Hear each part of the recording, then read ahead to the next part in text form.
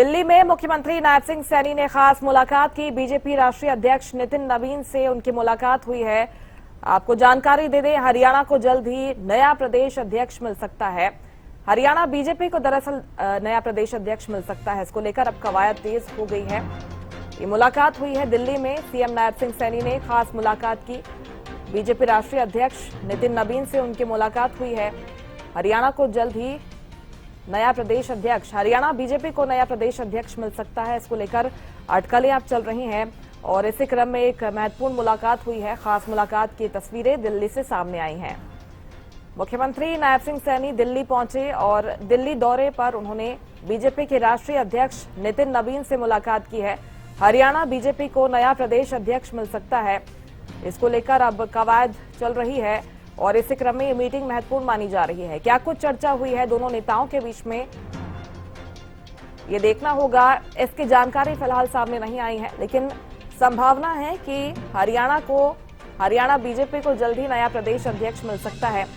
वर्तमान प्रदेश अध्यक्ष हैं भारतीय जनता पार्टी के मोहनलाल बड़ौली। हो सकता है कि उनके नाम पर एक बार फिर से मुहर लगे या फिर कोई नया चेहरा सामने आ सकता है। अपराजिता श्री ज्यादा जानकारी के साथ हमारे साथ जुड़ गई हैं। अपराजिता, एक अहम मीटिंग हुई है मुख्यमंत्री नायब सिंह सैनी और बीजेपी के राष्ट्रीय अध्यक्ष के बीच में। क्या कुछ चर्चाएं हैं? क्या हरियाणा बीजेपी को नया प्रदेश अध्यक्ष मिल सकता है? बिल्कुल, देखिए, लगातार जिस प्रकार से प्रदेश अध्यक्ष हरियाणा का बदला जाएगा या उन्हें ही रिपीट किया जाएगा, जिसको लेकर कयास और तेज हो गए हैं, क्योंकि मुख्यमंत्री नायब सिंह सैनी आज दिल्ली में थे। दिल्ली में सीधा बीजेपी हेडक्वार्टर पहुंचे और नितिन नवीन भारतीय जनता पार्टी के राष्ट्रीय अध्यक्ष से मुलाकात हुई है।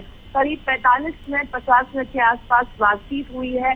चर्चा किया गया है। संभव है कि प्रदेश अध्यक्ष को लेकर ही इस मुलाकात के दरमियान चर्चा की गई होगी। संभावना है कि आज से लेकर कल तक प्रदेश अध्यक्ष को लेकर तस्वीर स्पष्ट हो जाएगा।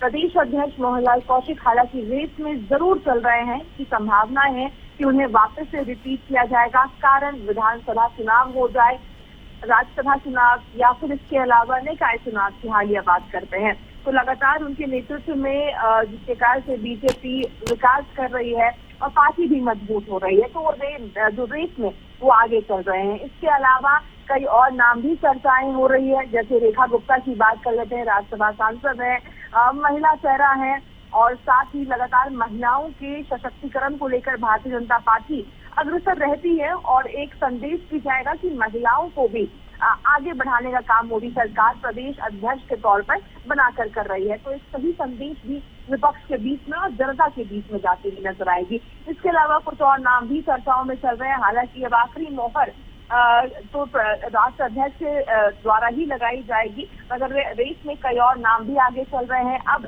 चौंका देने वाला नाम निकलकर सामने आता है या वापस से रिपीट किया जाता है, इस पर संशय बना हुआ है। इंतजार आज से लेकर कल में संभव है कि स्पष्ट हो जाएगा। जी, क्योंकि मोहनलाल बड़ौली ने अच्छा काम किया है। उनके नेतृत्व में हाल ही में निकाय चुनाव में भी एक प्रचंड जीत बीजेपी को मिली है।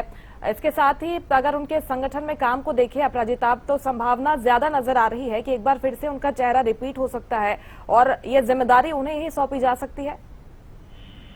बिल्कुल, देखिए, जिस प्रकार से उन्होंने अपने कार्यकाल में काम किया है, विधानसभा चुनाव की बात कर ली जाए, बेहतरीन परफॉर्मेंस बीजेपी का रहा। खुद चुनाव नहीं लड़कर पूरे प्रदेश को बीजेपी किस प्रकार से जीते और क्या रहे बीजेपी की नीतियां रही है, उन सभी को जन जन तक पहुंचाने का जो नेतृत्व है वो प्रदेश अध्यक्ष मोहनलाल कौशिक के नेतृत्व में रहा।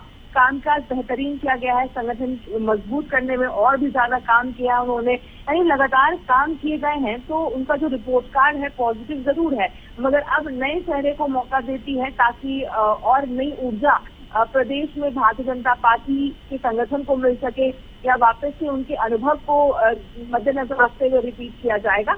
इसके लिए इंतजार करना होगा, मगर ये तय है कि प्रदेश अध्यक्ष मोहनलाल कौशिक रेस में जरूर चल रहे हैं। जी, निश्चित तौर पर उनके नाम पर मुहर लगती है या नहीं देखना होगा। आप बने रहिएगा हमारे साथ।